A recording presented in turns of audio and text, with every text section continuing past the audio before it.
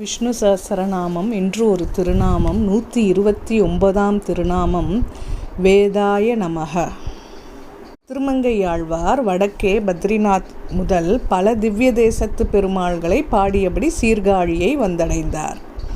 அவரை அவரது சீடர்கள் பல்லக்கில் சுமந்து கொண்டு ஆளிநாடர் வந்தார், அருள்மாரி வந்தார், அரட்டமுக்கி வந்தார், அடையார் சீயம் வந்தார், கொங்குமலர் குழலியர்வேள் வந்தார், பரகாலன் வந்தார், கலியன் வந்தார், மங்கை மன்னர் வந்தார், நாடு கவி பெருமாள் வந்தார் என்றெல்லாம் முழக்கமிட்டார்கள்.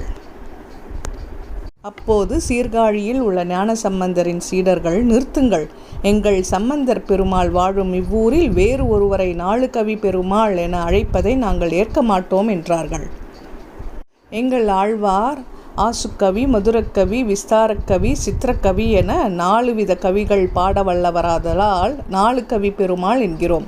அதில் என்ன தவறு என்று கேட்டார்கள் ஆழ்வாரின் சீடர்கள். அப்படியானால் எங்கள் தலைவருக்கும் உங்கள் தலைவருக்கும் போட்டி வைத்து பார்ப்போம். அதில் யார் வெல்கிறார்களோ அவரே 4 கவி பெருமாள் என்றார்கள் சம்பந்தரின் சீடர்கள். ஆழ்வாரின் சீடர்களும் அதை ஏற்றார்கள். எப்போதுமே தலைவர்களுக்குள் சண்டையோ பொறாமையோ இருப்பதில்லை. சீடர்கள் போட்டியை விரும்பியதால் ஆழ்வாரும் சம்பந்தரும் அதற்கு இசையும்படி ஆயிற்று. ஆனால் மனதளவில் அவர்கள் இருவருமே ஒருவர் மீது ஒருவர் மிகுந்த மரியாதை வைத்திருந்தார்கள். குறித்த நாளில் போட்டிக்காக குறித்த இடத்துக்கு திருமங்கையாழ்வாரும் சம்பந்தரும் வந்தார்கள்.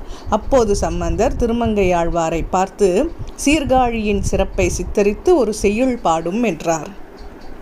திருமங்கையாழ்வாரோ சீர்காழியில் கோவில் கொண்டிருக்கும் உலகளந்த பெருமாளை குறித்து ஆசிரிய விருதத்தில் ஒரு குறளாய் இருநிலம் மூவடிமண் வேண்டி உலகனைத்தும் ஈரடியால் ஒடுக்கி ஒன்றும் தருகவெனா மாவலியை சிறையில் வைத்த தாடாளன் தாளனை வீர் தக்க கீர்த்தி அருமறையின் திரள் 4 வேள்வி 5 அங்கங்கள் அவையாரும் இசைகள் 7 தெருவில் மலி விழா வளமும் சிறக்கும் காழி சீராம விண்ணகரே சேர்மின் நீரே என தொடங்கி 9 பெரிய பாடல்கள் பாடினார்.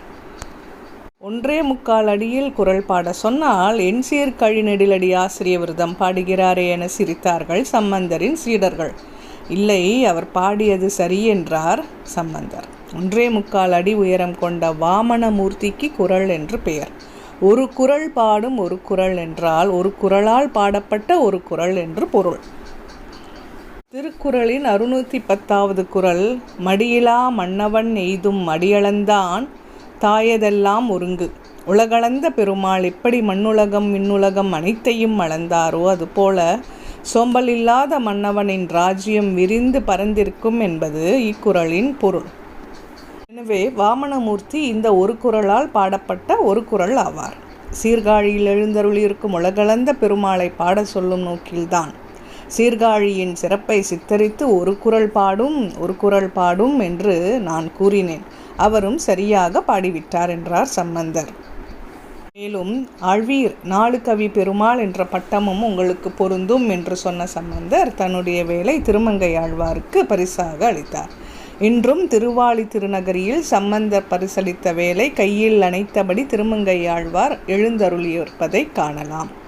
திருமங்கையாழ்வாரை பாராட்டும் வகையில் கடியுண்ட நெடுவாளை கராவில் தப்ப கயத்துக்குள் அடங்காமல் விசும்பில் பாய அடியுண்ட தெங்கின் பழத்தால் காயம் அலையுண்டு குலை சிதறும் ஆளிநாடா படியுண்ட பெருமானை பறித்து பாடி பதம் பெற்ற பெருமாளே கவியேன் பெற்ற கொடியொன்று நினைப்பவனுக்கெதிரே சென்று விட்டாள் உயிரொன்று கொண்டு வந்தாளே என்று பாடலை சம்பந்தர் பாடினார். சம்பந்தரை பாராட்டும் வகையில் வருக்கை நுறுங்கண்ணி சிதறி செந்தேன் பொங்கி மறுக்கரையின் குளக்கரையில் மதிகிலோட பெருக்கெடுத்து வண்டோளம் செய்யும் காழி பிள்ளையார் சம்பந்த பெருமாள் கேளீர் அருட்குழாவு மயிலைதனில் அனலால் வெந்த அங்கத்தை பூம்பாவை ஆக்கினோம் என்று இருக்குமது தகவன்று நிலவாள் வெந்த இவளையும் ஓர் பெண்ணாக்கள் இயல்வுதானே என்ற பாடலை திருமங்கையாழ்வார் பாடினார்.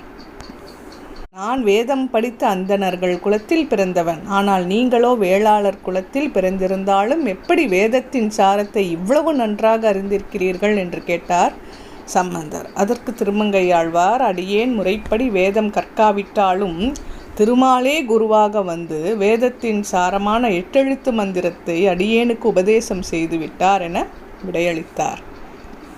இவ்வாறு வேதத்தின் ஆழ்பொருளை தானே குருவாக வந்து தன் அடியவர்களுக்கு வழங்குவதால் திருமால் வேத என்று அழைக்கப்படுகிறார். வேதக என்றால் வேதப் பொருளை வழங்குபவர் என்று பொருள். அதுவே சஹஸ்ரநாமத்தின் 129வது திருநாமம். வேதாய நமக என்று தினமும் சொல்லி வரும் மாணவர்கள் தேர்வுகளில் நல்ல மதிப்பெண்கள் பெறும்படி திருமால் அருள் புரிவார். ஓம் நமோ நாராயணாய. சர்வம் ஸ்ரீகிருஷ்ணார்ப்பணம். சப்ஸ்கிரைப் செய்யாதவர்கள் சப்ஸ்கிரைப் செய்யவும் மற்றவர்களுக்கும் பகிரவும். நன்றி.